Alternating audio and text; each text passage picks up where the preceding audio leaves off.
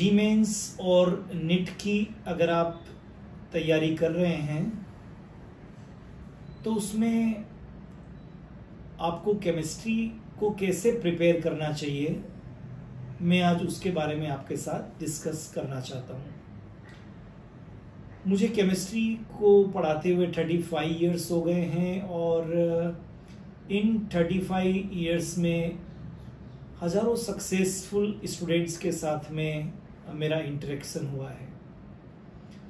As far as concern with chemistry, अगर मैं chemistry की बात करता हूँ और किसी भी कॉम्पिटिटिव एग्जाम्स को अगर आप दे रहे हैं जो 11-12 लेवल के बेसिस का है, तो केमिस्ट्री की प्रिपरेशन के लिए सबसे जो अच्छी बुक है, सबसे जो अच्छा स्टडी मटेरियल है, सबसे जो अच्छा सोर्स है, वो है आपका एनसीईआरटी।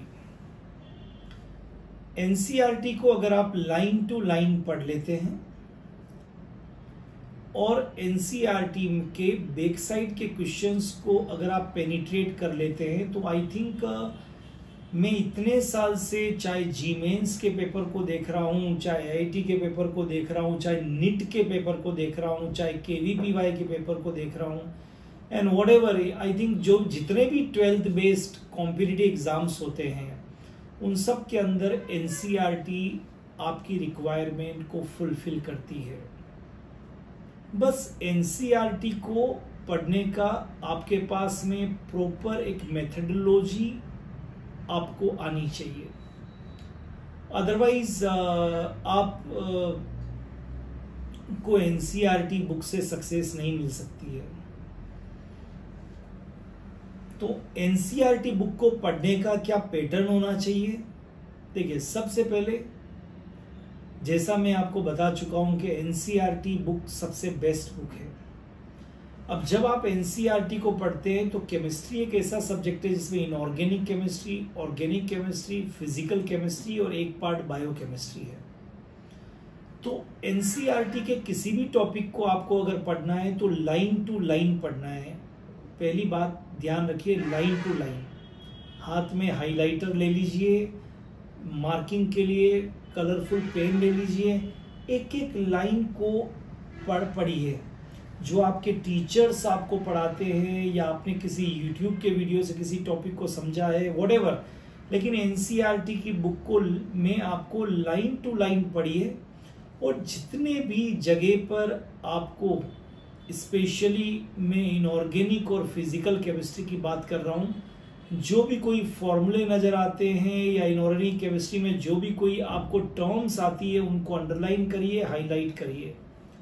अब साथ में एक पेंसिल रखिए, उस पेंसिल से एनसीईआरटी बुक में जो जो चीज़ें इंपॉर्टेंट आपको एक्सप्लेनेशन के लिए जरूरत है, फॉर एग्जाम्पल मैं आपको देता हूँ, अगर आप कोई लाइन पढ़ रहे हैं और उस लाइन का मीनिंग जो आपको मालूम है, आपके टीचर ने आपको बताया है, तो कीप इन माइंड उसको वहां पर आप लिख दीजिए।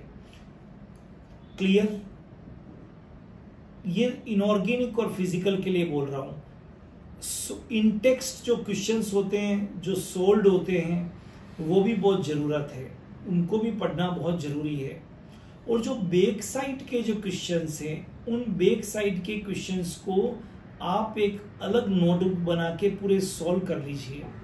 तो देखिए, मैं रिपीट करता हूं, एनसीईआरटी कैसे पढ़नी चाहिए।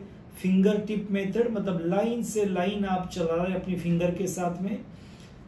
फिर उस एनसीईआरटी के अंदर जो चीज आपके बड़ी इंपॉर्टेंट फॉर्मूले हैं, जैसे फिजिकल केमिस्ट्री में या फिर इनऑर्गेनिक केमिस्ट्री में कुछ एक्सप्लेन करने वाले टर्म्स है, उन सबको अंडरलाइन और हाइलाइटर से कर दीजिए।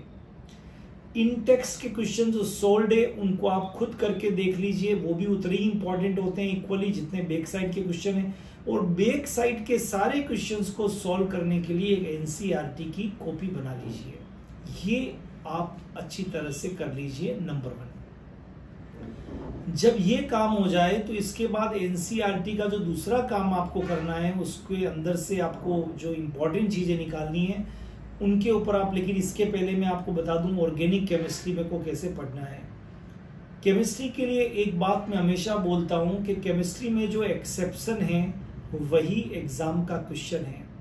केमिस्ट्री में जो एक्सेप्शन है वही एग्जाम का क्वेश्चन है, केमिस्ट्री में जो हटकर है वही एग्जाम का क्वेश्चन है। केमिस्ट्री में इतने ज्यादा आपको हर जगह पर आपको एक्सेप्शंस मिलेंगे, वही एग्जाम के क्वेश्चंस बनते हैं अधिकतर। ऑर्गेनिक केमिस्ट्री को जब आप पढ़ते हैं तो नेम्स रिएक्शन होती है, इंपॉर्टेंट मैकेनिज्म होते हैं, ये बहुत इंपॉर्टेंट होते हैं। क्लियर? तो उन पर आपको अंडरलाइन कर देना चाहिए। अब और एनसीईआरटी को कैसे एक्सप्लोर कर सकते हैं, तो एनसीईआरटी के अंदर आपको लेफ्ट में राइट में साइंटिस्ट के लिए और कुछ बीच में एनसीईआरटी में आपको कलरफुल पैराग्राफ दिए होते हैं, उनको भी पढ़िए। अक्सर बोर्ड पढ़ाने वाले टीचर उनके अंदर जो चाहे साइंटिस्ट के बारे में हो, चाहे वहां पर कुछ और बातें लिखी, उनको नहीं पढ़ाते हैं। आपको उन सब चीजों को लाइन टू लाइन देखना है। जो कलरफुल पैराग्राफ में वहां पर आपको एक बॉक्स बना के दिया जाता है, और अनसोल्व्ड प्रॉब्लम भी होती है इन टेक्स्ट के अंदर। तो इन सब को अगर आप एनसीईआरटी के थ्रू करते हैं तो ये जो केमिस्ट्री के लिए मैं आपको दावे के साथ कह सकता हूं कि NCERT book more than enough है। हाँ, फिर आप उसके ऊपर जो आप प्रैक्टिस करके देख लीजिए। मेरी बात को जांचने के लिए आप कोई भी क्वेश्चन पेपर जो एमसीक्यूज ऑब्जेक्टिव है उनको आप ट्राई करके देख लीजिए। अगर आपने बहुत अच्छी तरह से अपनी एनसीईआरटी को एक्सप्लोर किया है तो वो सारे क्वेश्चंस आप सॉल्व कर सकते हैं। तो अगर आप मेडिकल में, आईआईटी जी में, जी मेंस में, केवीपीवाई में या किसी भी कॉम्पिटिटिव एग्जाम में जो 11th-12th का बेस है उसमें अगर आप केमिस्ट्री के पेपर को आप क्रैक करना चाहते हैं तो एनसीईआरटी बुक आपके लिए बेस्ट बुक है।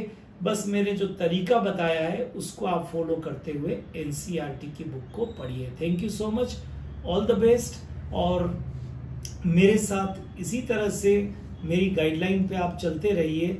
आप थोड़े दिन में ये फील करेंगे, आप महसूस करेंगे कि आपके अंदर एक चेंज आएगा पॉजिटिव, और आप उन चीज़ों को बहुत आसानी से आप कर पाएंगे। Thank you so much, all the best.